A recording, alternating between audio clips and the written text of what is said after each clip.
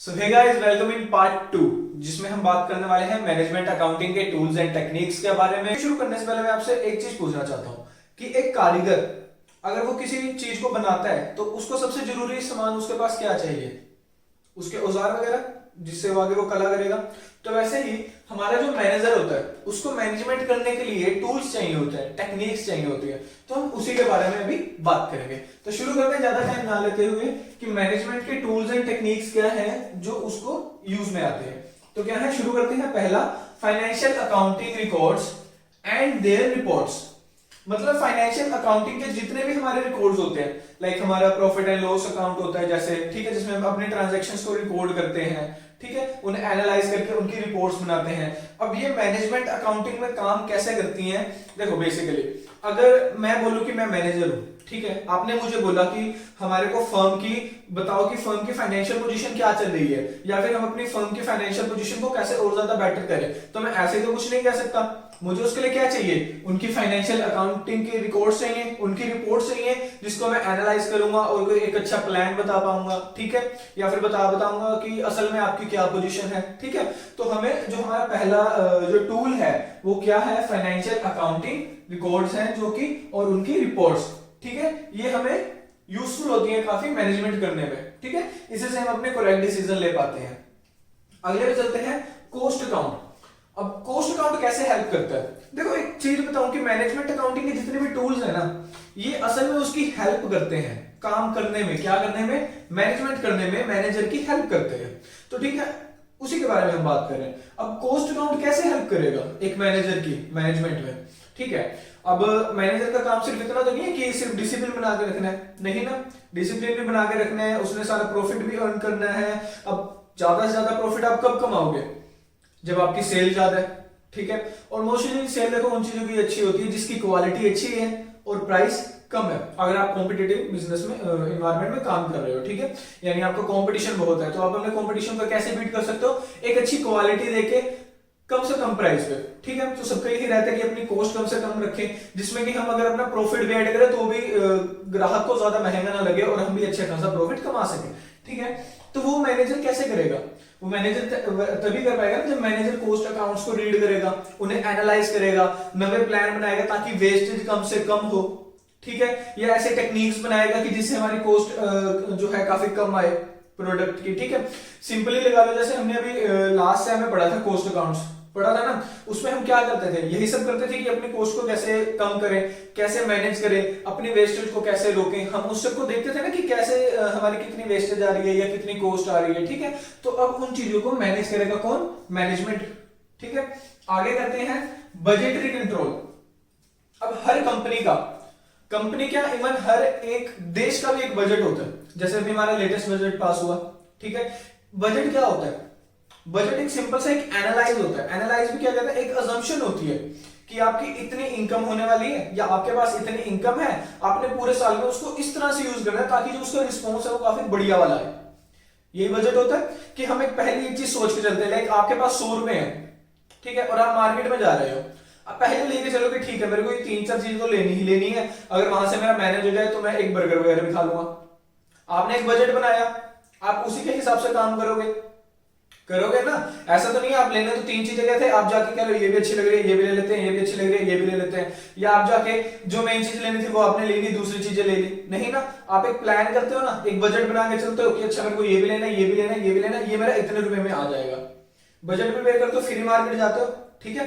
तो वही budget prepare हमारा किस तरह से मैनेजमेंट में काम करता है कि हमें अगर हमारे बजट का पता है तो हम उसी हिसाब से नवी मैनेजमेंट करेंगे ना, ठीक है। आगे चलते हैं मार्जिनल कॉस्टिंग पे। अब मार्जिनल कॉस्टिंग वैसे तो एक मेथड है, पर यहां पे हम इसको टूल में कंसीडर क्यों कर रहे हैं?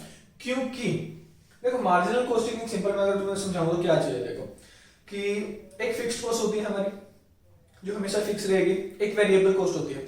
तो मार्जिनल कॉस्ट को ना हम यहाँ पे वेरिएबल कॉस्ट लेके चलते हैं, ठीक है। वेरिएबल कॉस्ट होती है हमारी मार्जिनल कॉस्ट। देखो, फिक्स कॉस्ट क्या है? फिक्स्ड कॉस्ट हमारी हमेशा सेम रहेगी, चाहे कुछ भी हो जाए। लाइक एज तुम्हारी कंपनी है, वहां पे लगा लो तुम्हारा रेंट है, ठीक है। अब तुम्हारा रेंट फिक्स हो रखा है, कॉन्ट्रैक्ट हो रखे कि 5 साल तक तो 2 लाख रुपए 1 साल का आएगा ही आएगा, वो तुम्हारा फिक्स है। अब चाहे तुम्हारी प्रोडक्शन हो चाहे तुम्हारी प्रोडक्शन ना हो, चाहे तुम लॉस में चलो चाहे तुम प्रॉफिट में चलो, तुम्हें वो 2 लाख देना है, ठीक है, वो फिक्स है। अब वेरिएबल कॉस्ट क्या होती है कि जो हम जितनी ज्यादा यूनिट्स बनाएंगे उसके हिसाब से चेंज होती रहेगी, लाइक एज लेबर का वेजेस वगैरह, ठीक है, एम्प्लॉयज की सैलरी वगैरह, हमें ज्यादा एम्प्लॉयज की जरूरत नहीं है, हमने एम्प्लॉयज कम कर रखे हैं तो हमारे ऑटोमेटिकली कम हो गया कॉस्ट, ठीक है, क्योंकि वेजेस नहीं देने थे, सैलरीज नहीं देनी थी, ये सब वेरिएबल में आते हैं। तो मार्जिनल कॉस्टिंग इसी को ही एक मैनेज करके चलती है कि इन केस हमारी फिक्स्ड कॉस्ट सेम है, इन केस हमें को कोई ऐसे क्रिटिकल सिचुएशंस आ जाती हैं, ऐसे सर्कमस्टांसेस बन जाते हैं, ऐसे एनवायरनमेंट बन जाता है कि हमारी वेरिएबल कॉस्ट बढ़ जाती है, तो हम उसे कैसे मैनेज करेंगे, ठीक है, या फिर हमें पता रहेगा कि किस टाइम पे कॉस्ट बढ़ने वाली है, वेरिएबल कॉस्ट बढ़ने वाली है, किस टाइम पे कम होने वाली है, तो हम उस टाइम पे फायदा उठाएंगे, वो सब हम कैसे जान पाएंगे, मार्जिनल कॉस्टिंग की वजह से, ठीक है। अब होती है एक स्टैंडर्ड कॉस्टिंग। अब स्टैंडर्ड कॉस्टिंग में क्या होता है, देखो हर कोई कंपनी अपना एक स्टैंडर्ड लेके चलती है। स्टैंडर्ड इन द वे अगर मैं तुम्हें बताऊं कि भाई मैं मेरी एक बिस्किट की कंपनी है, मेरा जो सेलिंग प्राइस है वो 10 रुपए है, तो मेरा स्टैंडर्ड है कि मेरी जो कॉस्ट है ना वो 8 रुपए से ज्यादा होनी ही नहीं चाहिए, मेरा स्टैंडर्ड है। अब मैं जितनी मेहनत करूं कि मेरे को 8 रुपए से ज्यादा तो लेके ही नहीं आने को, 8.5 रुपए भी नहीं होनी चाहिए, वो मेरा स्टैंडर्ड है, ठीक है। हम एक स्टैंडर्ड लेके चलते हैं ना स्टार्टिंग में, उसके बाद ही काम वगैरह करते हैं, ठीक है।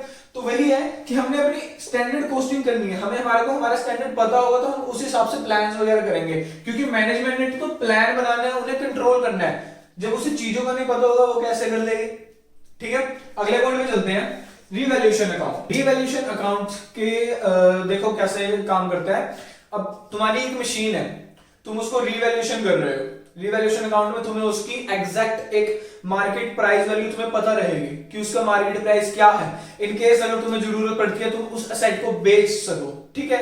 या फिर कोई ऐसा ना हो भाई तुमने अपने अकाउंट्स में उसकी जो तुम सोच के चल रहे हो कि भाई मेरी जो मशीन है या फिर मेरी कोई भी एसेट है वो 2 लाख की है, क्योंकि मैंने भाई 2.5 लाख की खरीदी थी, तो भाई मेरा आइडिया है कि अब तक वो 2 लाख की चली जाएगी। नहीं भाई, मार्केट में तो बहुत ज्यादा कम रेट में जा रही है, मार्केट में तो उसकी वैल्यू सिर्फ 1 लाख है, ठीक है। वो तुम्हें कब पता चलेगा, जब तुम रीवैल्यूएशन अकाउंट बनाओगे। रीवैल्यूएशन में हम रियल वैल्यूज निकालते हैं ना सेट की, ठीक है। अगर तुम्हारी कंपनी की या तुम्हारे बिजनेस का तुम्हें रियल वैल्यू पता होगा असेट्स का, तभी ही तुम अच्छे डिसीजन ले पाओगे, ठीक है, नहीं तो हवाबाजी में रह जाओगे। आगे चलते हैं, internal audit system. Internal audit system में क्या होता है, देखो ऑडिट सिस्टम क्या होता है, सबसे पहले ऑडिट, देखो ऑडिट होता है एक काम को रीचेक करना कि कुछ गड़बड़ तो नहीं है, सब कुछ सही है ना, कोई फ्रॉड तो नहीं है, ठीक है। अब अगर इंटरनल ऑडिट क्या होता है कि अपनी कंपनी के अंदर का सब कुछ चेक करना, लाइक अपने अकाउंट्स को रीचेक करना, सभी को अपने वर्कर्स के काम को चेक करना, लाइक अब तो बड़ी बड़ी कंपनी में हर जगह होता है कि वर्कर्स का आने का और जाने का टाइम होता है, ठीक है, उसी के हिसाब से उनको सैलरी वगैरह या वेजेस वगैरह जो भी होता है वो दिया जाता है, ठीक है, ताकि कोई फ्रॉड ना हो, कोई ऐसा ना हो कि कोई बंदा आ ही नहीं रहा उसको सैलरी मिल रही है और एक बंदा 2-2 घंटे फालतू लगा रहा है उसको भी उतनी सैलरी मिल रही है, ऐसा ना हो, ठीक है। वो सब हमें फ्रॉड वगैरह ऐसी चीजें कहां से पता चलती है, इंटरनल ऑडिट सिस्टम से पता चलती है, जिससे कि हमें हेल्प इतनी हो जाती है कि हमें पता रहता है कि इस बंदे को रखने का फायदा है, इस बंदे को रखने का फायदा नहीं है, इससे हमारा वेस्टेज कम होता है, ठीक है। आगे चलते हैं, ग्राफिकल एंड स्टैटिकल टूल्स, ठीक है।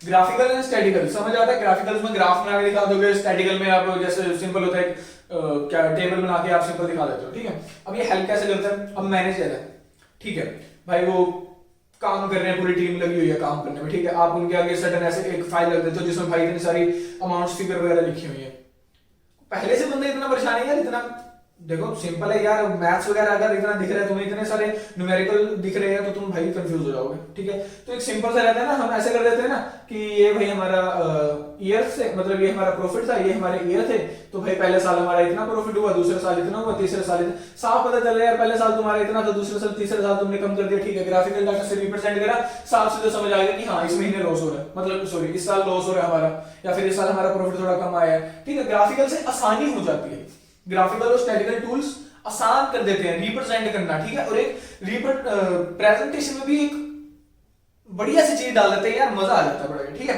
आगे चलते हैं, management reporting system. Management reporting system क्या होता है, देखो एक कंपनी मेरी यहां है, एक कंपनी यहां है, अब ये यहां है क्या, एक दिल्ली में है, एक पंजाब में है, ठीक है, मेरी फर्म्स, मेरी ब्रांच। अब मेरी पंजाब वाली फर्म ने मेरी दिल्ली वाले हेडक्वार्टर्स को एक चीज भेजनी है, बहुत जरूरी भाई बात बताने की, पंजाब में जो है सर्कमस्टांसेस ऐसे हो गए हैं तो आपको कोई नवी बनानी पड़ेगी। अब अगर वो चिट्ठी भेजे तो चिट्ठी आने में भाई हफ्ता लग जाएगा, ठीक है, उसके बाद यहाँ डिसीजन लेने में टाइम लग जाएगा, उतना में पता नहीं क्या कुछ हो जाएगा वहां पे, ठीक है। अब इस चीज को बेहतर करने के लिए हमारे पास आज के प्रेजेंट टाइम में, मॉडर्न टाइम में काफी सही चीजें, फोन कॉल्स हैं, ठीक है, ईमेल्स हैं, एक अच्छा खासा रिपोर्टिंग सिस्टम बन जाता है हमारा, ठीक है। तो मैनेजमेंट भी एक अच्छा खासा रिपोर्टिंग सिस्टम होना चाहिए जिससे कि वो टाइम टू टाइम डिसीजन ले सके बिना किसी दिक्कत के, ठीक है। ये थे हमारे टूल्स एंड टेक्निक्स।